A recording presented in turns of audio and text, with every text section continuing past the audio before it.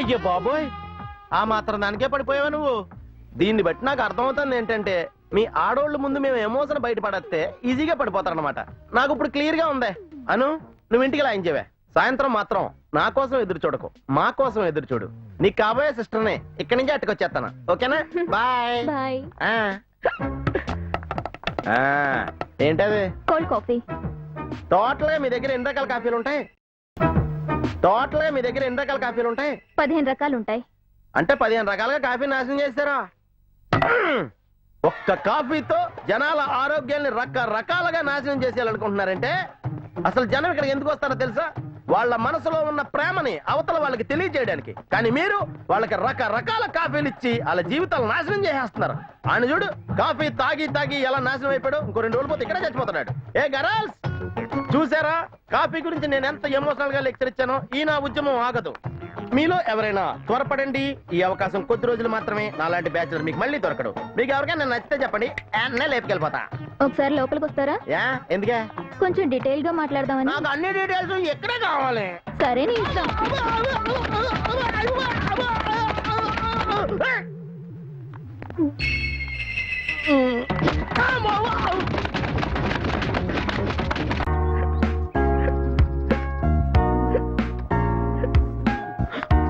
మాయా, ఇక్కడున్నావేంటి? రాత్రి ఇంటికి రాలేదే? నిన్న రెస్టారెంట్ లో అమ్మాయిలు నాతో నేల నాకించారను. అక్కడ కొడితే ఇక్కడ కూర్చున్నాడు వాళ్ళ. అలా చూస్తా ఏడుతుంటే ఏడిపోతాను కానీ బాధ తెలియట్లేదాను. నాకు అర్థం కాలేదు మావయ్య. నాకు అదే అర్థం కావట్లేదు. ఊళ్ళో ఎవడెవరితో ముద్దు పెట్టుకున్నా నాకు రిలీఫ్ గా ఉంటుంది ఏంటో. నువ్వు ఏడుస్తుంటే నాకు నవ్వు వస్తుంది. హాయ్ రజనీ, ఎక్కడున్నావు? పార్క్ లో. ఎందుకు?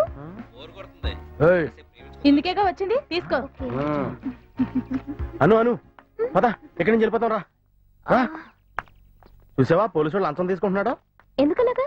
100 రూపాయలు అడిగి ఇచ్చేస్తే ఎవడస్ట్ వచ్చింది అటు చేసుకోవచ్చు. ఇక్కడ మాయా రజనీ వస్తా అన్నాడు, కాసేపు ఉందామా? ఇక్కడకా? ఇదంత మంచి ప్లేస్ కాదే. మాయా పక్కనే ఉన్నాడు, ప్లీజ్ మాయా. సరే, వాడు వస్తే వచ్చాడు. నాతో మాట్లాడటం కుదరదు, కావాలంటే నీతో మాట్లాడుకుని వెళ్ళిపోమను. సరే.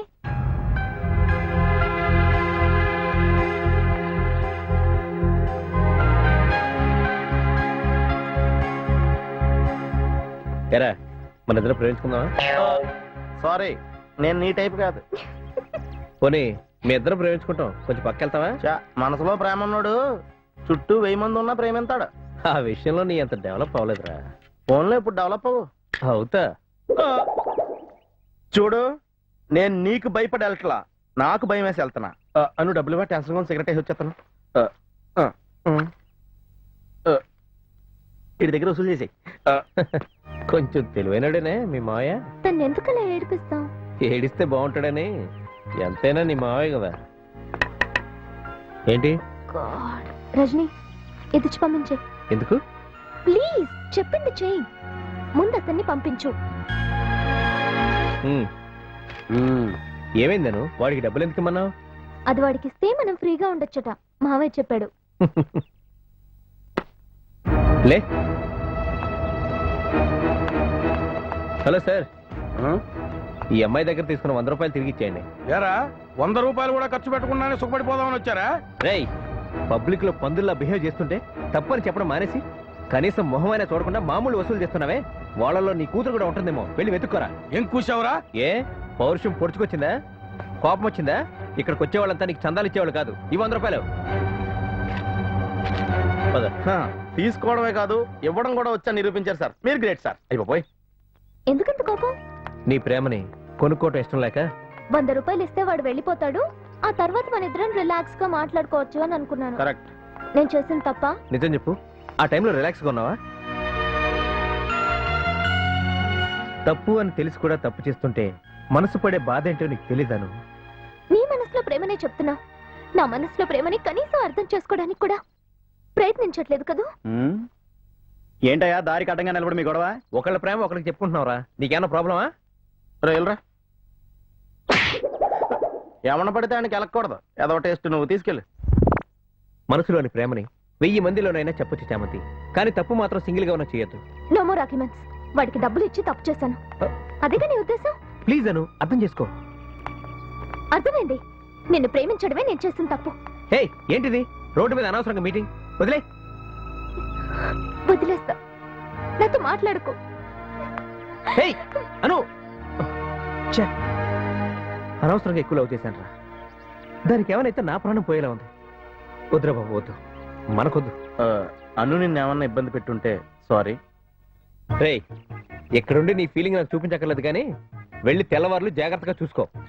ఆ కోపంలో నా కొంప ముంచుద్ది. కొంచెం కష్టమైనా తెల్లవార్లు పడుకోకుండా మెలకుగా ఉండు.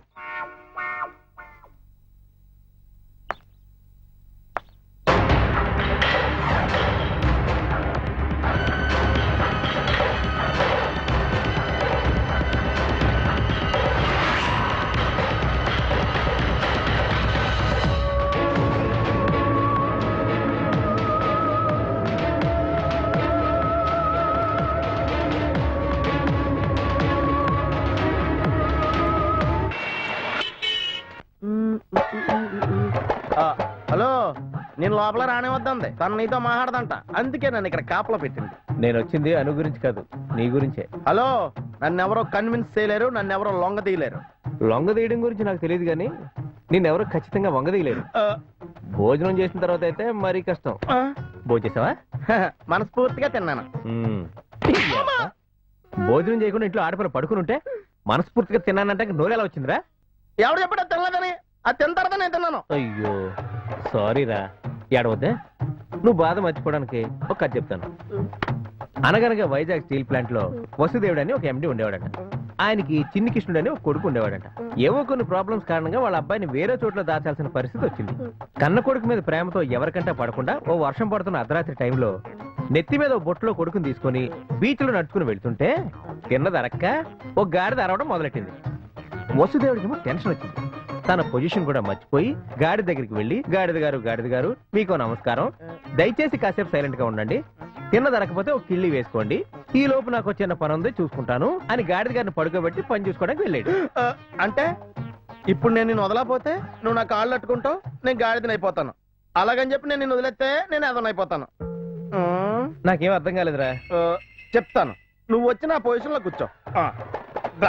వెళ్ళు. ఇప్పుడు నువ్వు అడిగిందే నేను నిన్ను అడిగాను అనుకో, అప్పుడు నువ్వేం సమాధానం చెప్తావు. అర్థం అవ్వలేదు కదా? That's my style. నాకు అర్థమైందిరా. కళ్ళు మూసుకొని 3 అంకెలు లెక్క పెట్టు, నీకు కూడా అర్థం అవుద్ది. 1 2 3. రకరకాలుగా ఎదవచ్చని అర్థమైంది.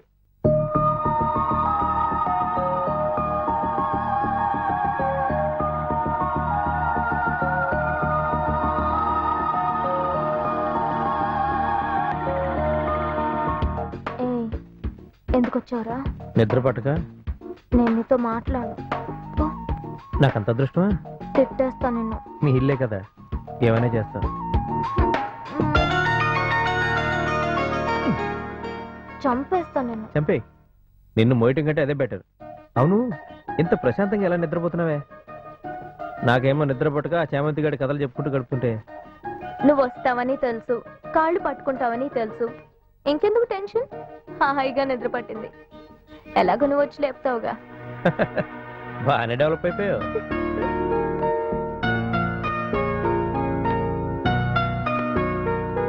ఓకే అను, good night. Bye bye. Good night. సీరో చామంతి, గుడ్ నైట్. ఏమోయా, ఇంకా నిద్రపోలేదా? లేదు. Okay, good night. అను, నీకో విషయం తెలుసా? నువ్వు భోజనం చేయలేదని తెలిసి వాడు పస్తులున్నాడు. నువ్వు తిన్నావని తెలిసిన తర్వాతే వాడి ముఖంలో ఆనందాన్ని చూశాను. నిన్ను కలవడానికి నాకు ఒక కథ చెప్పాడు. వాడి కథ నాకు అర్థం కాకపోయినా లోపల పంపించాను. ఎందుకో తెలుసా? వాడికి నీ మీద ఉన్న ప్రేమ నాకు బాగా అర్థమైంది. నువ్వు లేకుండా వాడు ఒక్క క్షణం కూడా ఉండలేడు. వాడే కాదు, నేను మీ అన్నయ్య కూడా ఉండలేం. మీ అన్నయ్య గురించి నీకంటే నాకు బాగా తెలుసు. పరువు కోసం ప్రాణం ఇవ్వడానికే కాదు, ప్రాణాలు తీయడానికి కూడా వెనకాడ్డు. ఈ విషయం తెలిస్తే ముందు ఎవరి ప్రాణాలు తీస్తాడో మన ఇద్దరికి బాగా తెలుసు. నీకు వాడి మీద ఉన్న ప్రేమను నిన్న పార్క్లోనే అర్థం చేసుకున్నాను. అటువంటి ప్లేస్నే ఇష్టపడిన నువ్వు నన్ను ఒప్పించి మరీ నీ కూడా తీసుకెళ్ళావు. ఆఖరి కానిస్టేబుల్కి లంచం ఇచ్చే స్థితికి వెళ్ళిపోయావు. అది తప్పు అని చెప్పినందుకు తనతో గొడవ పడ్డావు. నాకెందుకో నువ్వు తెలియకుండానే తప్పు చేస్తున్నావేమోనని భయంగా ఉంది. మీ ఇద్దరి ప్రేమని మీ అన్నయ్య ఒప్పుకోడు. నువ్వు ప్రాణంగా ప్రేమించే రజనీని వదులుకోలేవు. అలాగని మీ అన్నయ్యకి తెలియకుండా పెళ్లి చేసుకోవడం అను ఇది తప్పు కదే. అదే మీ అన్నయ్య ఒప్పుకుని మీ ఇద్దరికి పెళ్లి చేస్తే ఎంత బాగుంటుందే. దానికి నువ్వు పని చెయ్యాలి. నువ్వు ప్రాణానికి ప్రాణంగా ప్రేమించే రజనీని మీ అన్నయ్య ముందు ఓ మెకానిక్లా చేతులు కట్టుకుని నిలబెట్టకుండా వాణ్ణి మార్చి దర్జాగా మీ అన్నయ్య ముందు కూర్చోలో కూర్చొని మాట్లాడేలా చెయ్యి. చేస్తావు కదా? అను నిన్ను ఏమైనా ఇబ్బంది పెట్టుంటే క్షమించే, వెళ్ళి పడుకో. అను పొరపాటును కూడా మీ అన్నయ్య కోసం మారమని రజనీని అడగొద్దు. ఎందుకంటే వాడి ఈ ప్రపంచంలో నీ కోసం తప్ప ఎవ్వరి కోసం మారడు.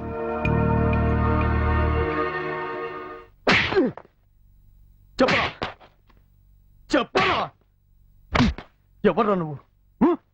చెప్తావా లేదంటే ఎవడ్రా వాడు? వీడెవడో మన ఇంటి ముందు అనుమానంగా తిరుగుతున్నాడన్నా. వీడిని ఇంతకు ముందు గుడి దగ్గర కూడా చూశాను. అడుగుతుంటే తిక్క తిక్కగా సమాధానం చెప్తున్నాడు నా కొడుకు.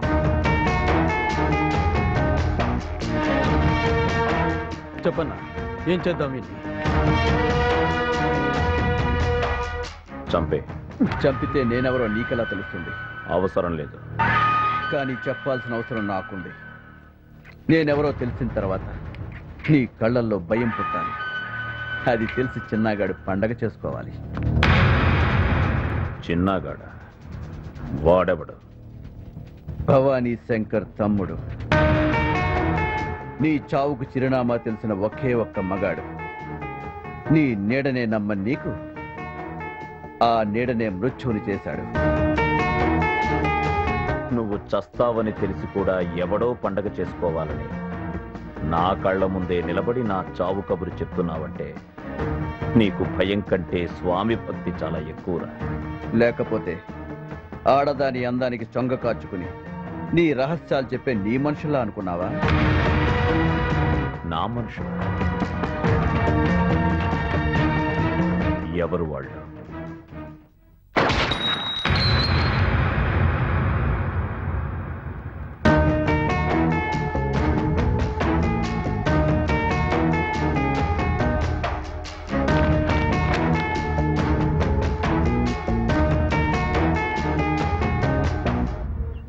ఇంతలా కళ్ళు మూసుకుపోయి ఎలా ఉన్నానురా? ఆడది నాకు తెలుసురా. ఆడది తలుచుకుంటే సామ్రాజ్యాలే కూలిపోతాయి. ఇంత నమ్మకంగా ఉన్న ఆ రాఖీగాడే దానికి లొంగిపోయాడంటే అది మామూలు ఆడది కాదురా. చందు, కొంపతీసి నువ్వు కూడా దాని మాయలో పడి అన్నా ఎవరిని నమ్మాలో ఎవరిని నమ్మకూడదో అర్థం కావడం లేదురా. అర్థమైందన్నా. నా మీద నీకు అనుమానం కలిగే పరిస్థితి వచ్చిందంటే దానికి కారణం కూడా అదే. దాన్ని ఎలాగైనా పట్టుకొని నా కళ్ళ ముందే నీ చేతులతోనే చంపిస్తానన్నా. అప్పుడు నేనంటే ఏంటో నీకే తెలుస్తుంది. వస్తానన్నా. రేయ్, దాని చావుని చూసి మళ్ళీ ఈ పార్థసారథికి శత్రువుని పుట్టించాలంటే ఆ భగవంతుడికే భయం పుట్టాలి.